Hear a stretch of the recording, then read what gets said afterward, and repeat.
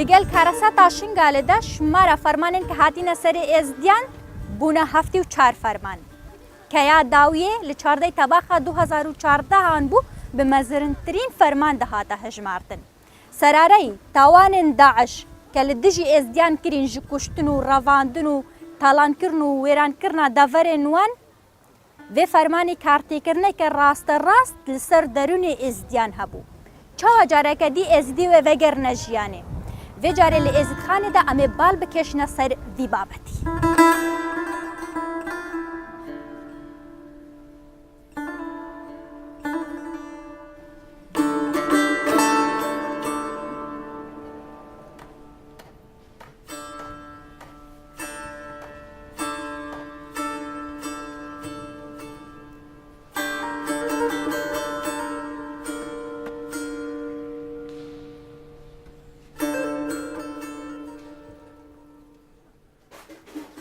خودم کاری خود زانید که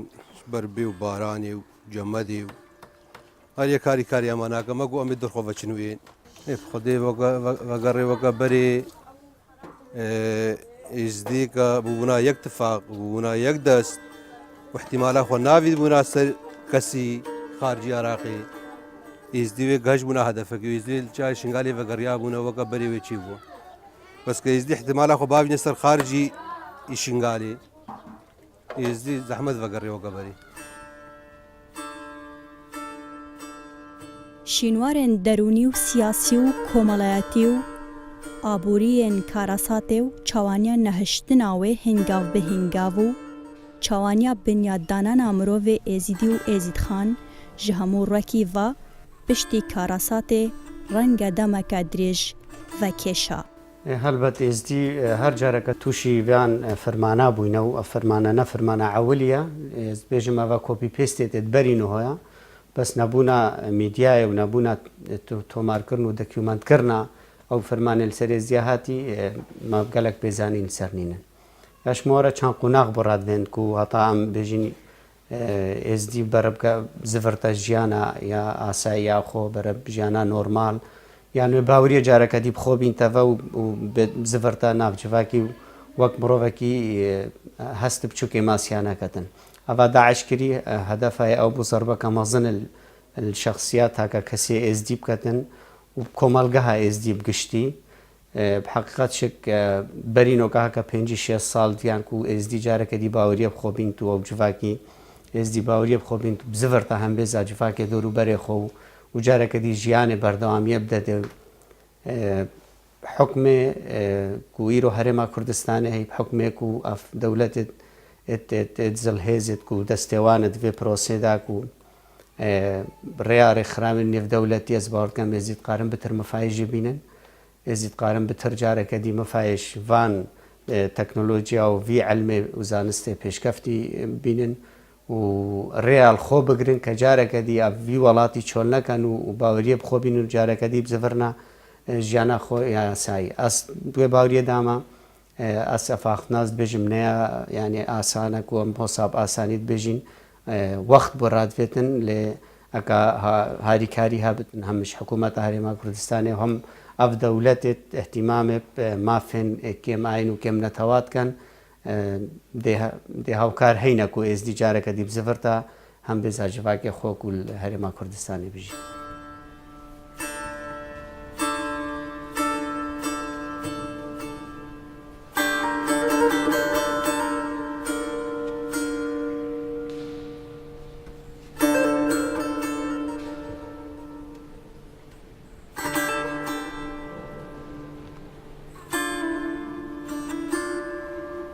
افتش المجتمع هموی دی مقبوله و افتش الجاه همو که چه به مجتمعك پیشدنات یان ضربك بسيري بك بيان كارثك بسيري ده به حتى بكي بمستوى مطلوب حكم بين بري كارثات اسي هشت براستي ما افكار واف مجموعات واف شباب ادوسا حتى ما هون شي ما نزاني بشكل ام شغل بك بس بري بشتي سي هش وصل سري ما هاتي وافكاري تهمو مديتي وقت اس ايك شوان كسا قال جاري جاوي में جنكك زارو خوبا ويجي يان شخصك اشتهنا بمري عمري 80 سال ويدرسس على مادم قالك تشتاكس مقاومه قالك تشتابكم الجانب الباشا رجع يزيد بەێ شخصیت ئایزدی دەوێت بێتە کەوناندن و ئاضەروری ئەفتشت بەێ ئەفتشی سەهالی چێنابێ و لەزێ چێنابێ بهێنا فرەژێ ڕەدوێ هەتا ئەمکار بن هێدی مجتمعی ئاواکەن مجتمع نەی سەهالیەکەت مجتمعکی ئاواکی چێکردناوی مجتمعیژی گەلە خەتەوازی ڕەدوێن هەتا بێنە ئاواکردن کەیکیشوانژی حڕیەتە شخص هەبێ کاربێ دلێ خۆ خەتەواتێت خۆ دەینێ جهلێ نەیە گرتن جهێوی ملائیم بێ بێتەگرتن نامعقولەت چی فەردێکیشی بکەونینی مالەکەیدا مال کاملە کەتی بێ مالە شەوتی بێ بەێ هەنێک ظروف هەنەدوێن مهەیە بە نفسیە نیشوان ڕێژ ناحیا سایکۆلۆژی ئەس دێ تشتی ضروری بێشوان ڕێ متوەفر بێ هەتام کارە بێ شخصێکی بکەونین تەکویناوی شخصیجی سەر شەبابات مینێ کە شەباب بکەونینن باوەڕ ناکەی کە عمری 8 سال نۆکارە بێ وی فکری شەبابی سەروی فکری بکەونینە بەێ ئەکە شەبابە بیت بێشم عمری 20 سال بن 25 سال بن ئەو ئەفکاری شەبابی باشت شغلن پاشە ڕۆژێ باشرت بینین دەزانمە بەری سێ8 چاوا بوو پشتی سێ8 چاوا بوو من چەند دەرپارە عیشین ئەم چەند مەها ئەردا نوستن و ملقادا نوستن بدەها داک و بابێت ما شتێهنا مرن بدەها شەبابێت ما هاتنە کوشتن زێوان نمونە هەمووی ئەم بەرچاوی خودینن وان نمونە هەمووی ئەم بەحەللین کە تالی ڕۆژیان پشتی 10 ساڵی دی 15 ساڵی دی 100 ساڵی دی ناماقولە بژین فەرماناسی 8 ساڵە تاولی ئەو 9 ساڵە حەلەک لێ بوو بەس مەزبی ئەمزانە بن 198 ساڵی دی بێ چاوابێت هەکە ئەو فکرەمەل پێشاوی خوددانانی ئەمی گەلێک تشتی دیژی خەسرین نەفەردی ئێزدی متکەونینە نە مجتمعکی متکەونینە وێجا حلمین مەحتیمالش فرد بێ مجتمع بێ فکرێکی مێستر بێت پێشاوێ ما هەبێ ئەوژی با ئەفکاری شەبابی و تااقاتی شەبابی و هەگە ڕێگرتن لێنەیەکردن سەروی تشتی مینێ کە شەباب ئازادی شغلی خۆ بگن و کارمی شغلی خۆ ڕێبا بێت دوێت ئەم نێف خۆدا ئەم تعاونی ما ئەمە گوتیا یان ئەمە خۆرت ئێزجا ما ینی هاریکاریەک گەلێک هەیە وجا ئشبەر هەکەش ینی مەجال بۆ ما چێ بوو ئەم هەمی وەکت شتێکت دوێت شکل داخلی مادەوە کە هەستێکی داخلی مەدا دوبیژی لاوازە مری ینی براستی چۆ ینی ئەمەلێکی گەلێکی پچیکی پیشە خۆژیان بین بەس هەکەر بەر مەجال بۆ مەڤەکنش مەڤە بن براستی ئەم دێ ژیانەکە ینی جانە ئەم وەک شەباب ئەمە هەندێک چگەوان چێتکن ئەم لێ کۆم دەبن ئەم بچین ئەم دێ وەکن هەندێک تشتت بەسییت ینی گەلێکی براستی وەک شەبابە حلمێمان نەوسە تو بشی مەزنە مە ژیانێک بەس مە ژیانەکە خۆدوێ مەدوێ ئەمنێک هەبێ ئەم ینی وەک هەمی خەلکی بەس بژین مەچیدی تر ناوێ براستی گەلێک شەبابشین مە هەینەوە مەدوێ ئەم تشتێکی گون هەندێک جارە هەال وی جێت و بینی مە تشتەوکردینەوەم لێ کۆم بووینە و ما سەر یعنی چاوە ئەمێ ژیانە خۆن و دەست بیکەن و چاوەمێ حاولین هاریکاریە جوواکە خۆ سوورەکە گشتی بکەن ئەم پیش بەم هەمی بچین و مشن و دەست بیکەن بەس دوێ هاریکاریەکش جانبێ حکوومەتێەوە بۆمە بێتەکردن شبەر دەختی سەر شەبابە گەلێک تێکردن شبەر هەر یەکی شرەخە خۆڤە شەبابە بجهێکی بێت بژێتێ بژێ وسا بکە ئەف یعنی بۆ تەنجام چێ هەندێکی ینی ناهێت مەدیم بەرشاشی هەندێک ینی جی هەینە نێف ئێزدیاب خۆدا ناهێن شەباب سەر یعنگە چیکی ببینن ڕێیەکە خۆ ببینن ناهێن پیشەی خۆ ببینن هەندێک گروپن مستەقل هەکە چێبوون شەبابی دەدی محاربەوان تێکردنش هەمی جیهاوە ناهێن پیشوە بچین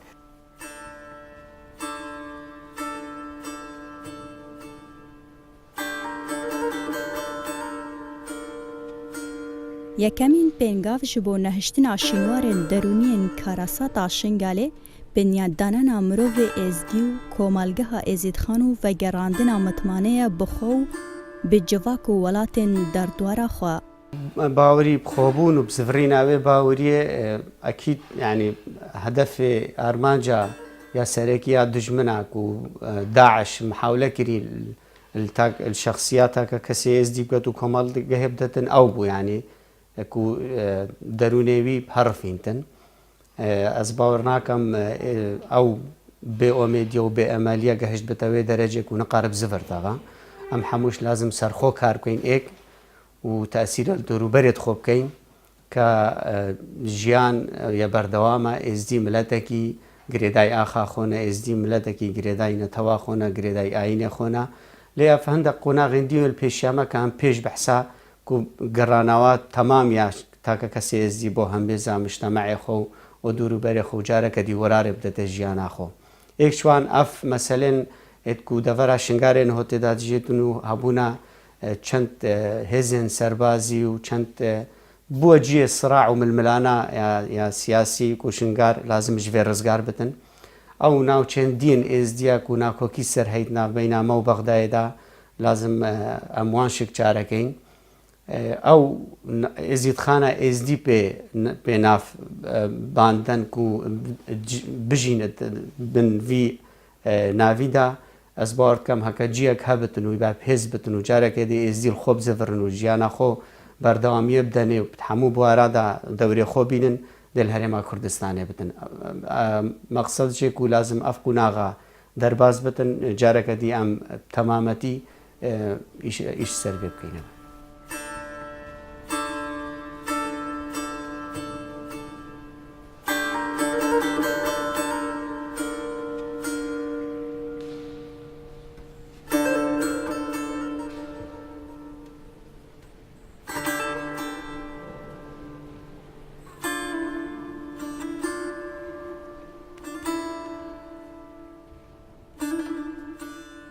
برأيي منا شخصي لازمه هنك برنامجي درستي بين دانين مزنيد ازديا بابي شيخ ميري شيخا الدفع قرون هن برنامجي كي ازديا دين چاوا جارگا دي ام كاربن سر ملكو مالي خو فقرهن وجه بابو باپيره خو چول نکنو نهيلن هزارا خورت وگنجيت من هان كيت خارج هنا اتصالات مبوان رجي هنا طبعا او جهان حالكا يأس جهان حالكا يعني نا شغلك هبو نا تشتهبو داعش الدياري وان جن برن زارو كشتن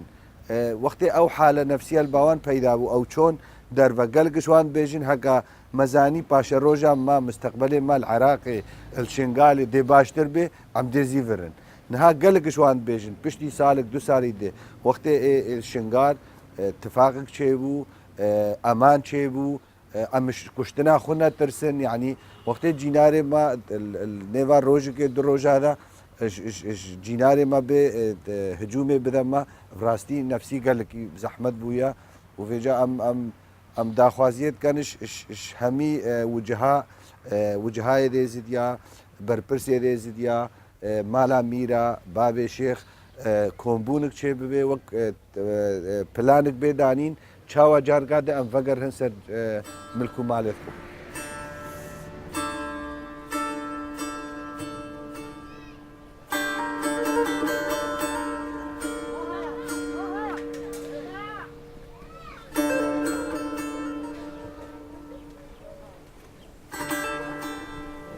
چاوانن باشن چه حاله ویا باشن چه حاله ویا جماعة يعني تو كجنة كأزدي تبيجي دفي مثلا أزدي شبكن دا جاكا دي راب نسر لنجد خو يعني بشتيك هاتينا تعدل لي هاتيا كرن يا بشتيك بريندار بوين جاركا دي فقرنا وكبري في خده ما فين فقرن جي خو وكبري ودشتاكي دستار ما نبي وافكاش كوجنجي دستيفان كافرا در كافين وضعي ما خوش ببي وامجي مرتاح ببان امجي سرفراز ببان جي كي ماجي خوش ببي امجي چنا سر جي قواتني خو ماجي عبد في براتا چلو يعني هم شبكن باشا ازدي شبكنش خرقا خده ازدي اكا جوسا يجرا چكر بانا اشامو كي چتر بو اون داكا جوسا يجرا شنا كان هر يك چنا دولتا بوزن هي چتر بو ام بدري وهانا عايشي خده وهانا استالا كي دوا بدري زحماتا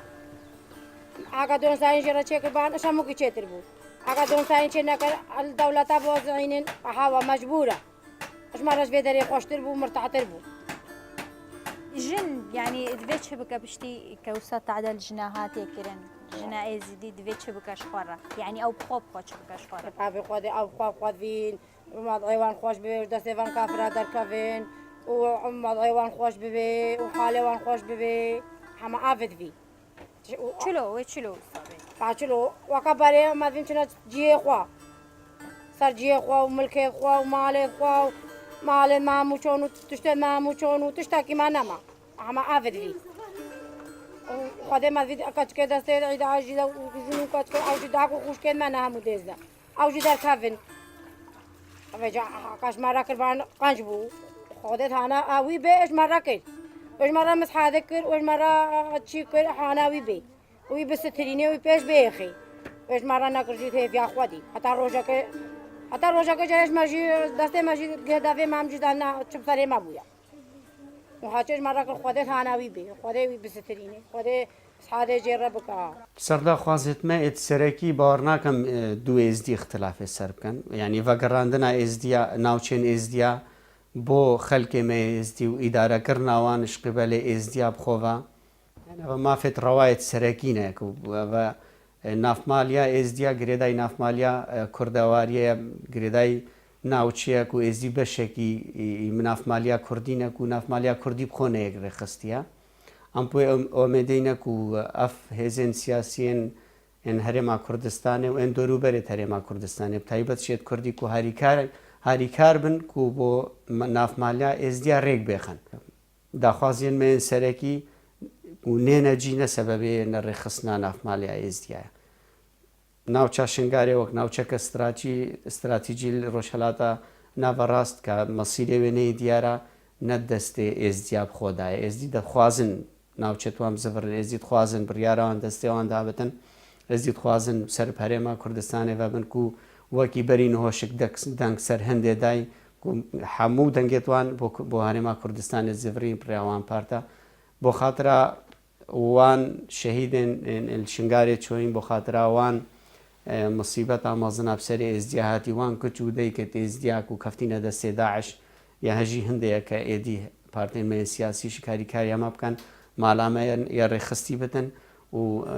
داخوازێت مێ سەرەکیشی کاریکاری ئەمە بکەن و بێنێت.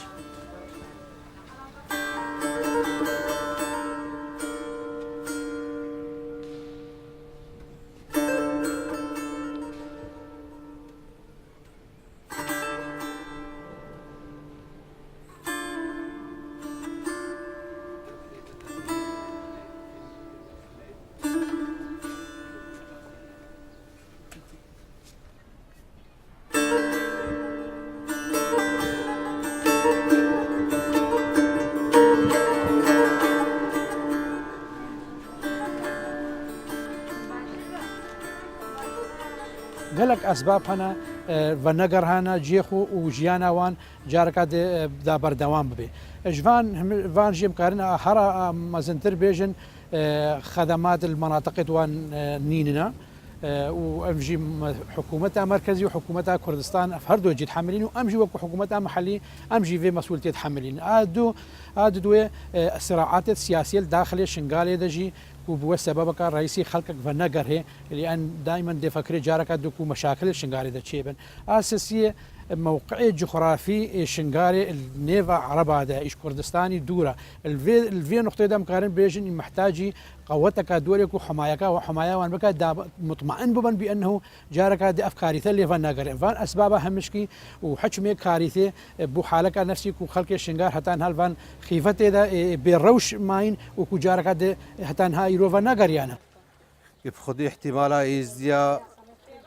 إزديا نو باجو كواسر أبيت خوندين أبي سياسي إزديا بلانكي نا مظلوم مختاري إزديا الشنغالي باز زين هادينا كردستاني جاويوان ماركو دولارا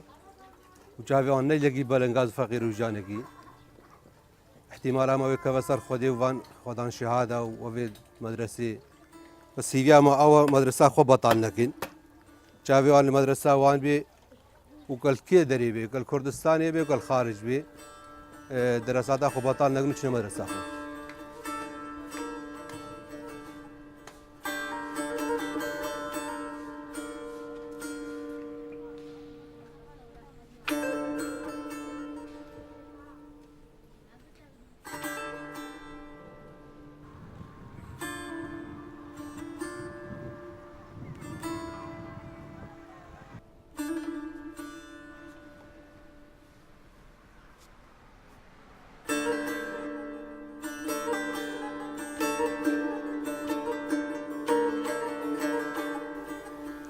ژیان بەردەوامە هەموو کێم و کاسیەتوێڤە ئەوە هاتیە سەرێ جڤاکی ئێزدی نەیەکێمە بحەقیقەت شک لێ ئێزدیا ئەثبات کرد شک بۆ هەموو جیهانێک کە ئێزدی ژیان خوازن ئێزدی ئاشتی خوازن هەموو ڕێیا بکارتینن ji بۆ زڤڕاندنا ژیانە خۆ بەرە نۆرمال ئەو مرۆڤێ یاسایی بەهرابتن شیشوانێت و مرۆڤێت سادەنا مرۆڤێت vê pirsiyarêtken ئەو داخوازکەن کاف قوناغێن بێت ئەوێت وێنە شاشت چاوێیدا ڕۆم بن ئەو بوون ئەو قوناغن مە بەحس لێکری کە ئەو جێوی vێت ژیانێ لێ بکەتن و شنگارە وێنە دروست بت بۆڕە ئەف ململانە سەربازی ململانە سیاسی ئێکلایی بتلوێ دەرێ وەسا هەست بکەتن و ئەف محاولات داعش و ئێزدیا قڕکەت لێ دەرێ هەست بکە جارێکە دی دووبارە نەبتەوە ئەف هەواجس و ئەف مەترسیا مرۆڤێت ئێزدیە بەسیت جیە خۆدانە ئەف پرسیارێن توی جیە خۆدانە ئەس باوەڕاکەم نە ئەس قارم بێ بەرسەوێ بدەم نە کەسێک قارە دێ بەرسەوێ بدەتێک وی دڵنیاکەتن تاکو ئەف قوناغا دەرباز بن لێ ئەس پشت ڕاست لێک و ئێزدی گرێدای ئاخا خۆنە بەدالی هەر تشتێکی ئێزدی ملەتێکی ئاشتی خوازن ژیانێت خوازن ئاشتیت خوازن لێبۆرینێت خوازن هەر کەسە بگەهتە مافێ خۆشک ئەویژی خوازن.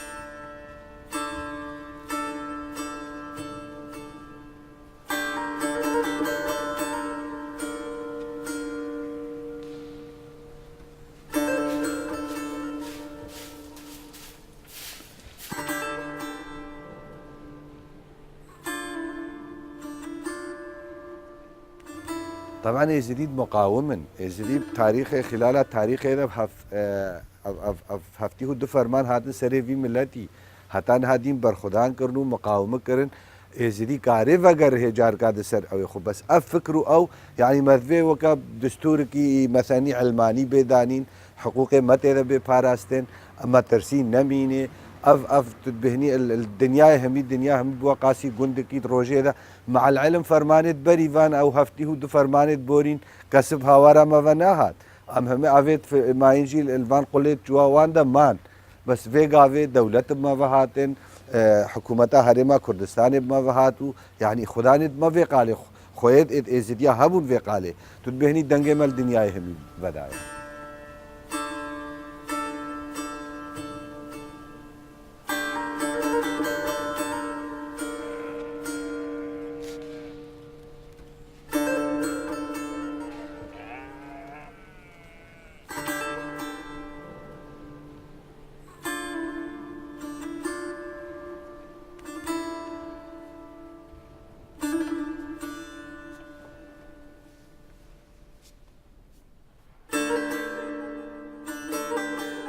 ئەس باوەڕکەم یعنی ئەو ڕۆشنبیرێن مێن ێزدیاشێک لازم سەر هەندێک شۆر بکەن کە هزرا کۆچکردنێش مشکێ تاکە مرۆڤێ ئێزدی بینە دەرێ کومەچوو وڵاتێت بەدی نینە دنیاە بت پێشێلکەریەت مەزن دەرحەقێ مافێ کێم ئاینێ ئێزدیا هات بنەکردن لێ ئەم لازم داکۆکێ سەر بکەین کو ئێزدی ملەتێکی عشق و ژیانن ئێزدی ملەتێکی ئاشتی خوازن ئێزدی ملەتێکی گیانێ لێبۆرینێت فەرهەنگاویدا یا زاڵە بحکومێ ڕۆشنبیریاوان کوشتەکستن ئێزدیا ئەف ئەم ڕەهوڕی شالا وەرگرین ئەم سەر هەندێک کار بکەین